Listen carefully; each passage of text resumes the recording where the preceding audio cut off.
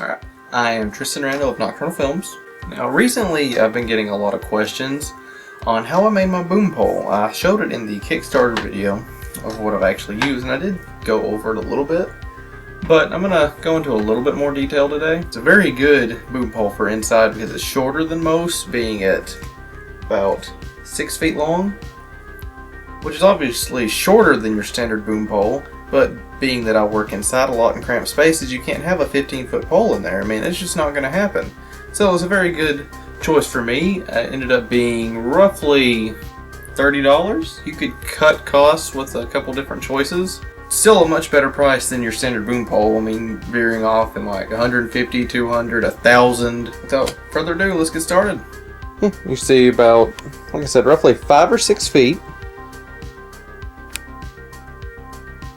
And I'm going to go over each individual part of it. We're going to start with, now I did not include this in our initial price because it's not necessarily part of the price, it's a separate item.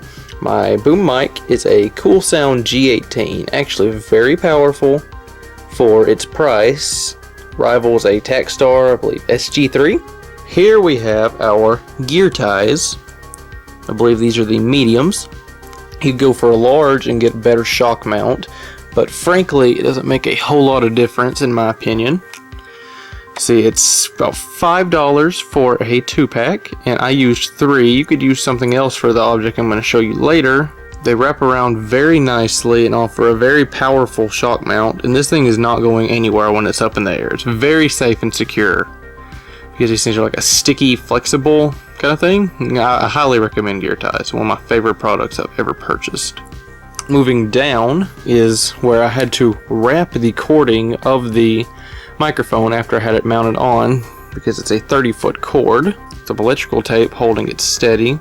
This is a Sureline extendable paint pole, roughly about $20 at Home Depot. You could use a different paint pole, but I just enjoyed this one because it already came with grip.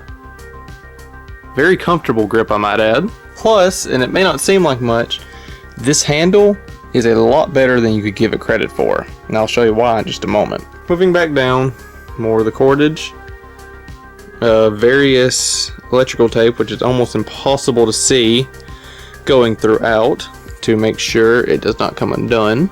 My Sony IC recorder, this was also not part of the initial cost. Not the best voice capturing item in the world, but it gets the job done very well, and I also have it put on with a gear tie. You could actually use something like electrical tape for this, but like I said, it's not going anywhere. And then of course my grip. And the purpose that I set is a little point where you can hang it up on a wall. It actually gets the job done fairly well because, you know what, I'm just going to cut to you and show you in just a second.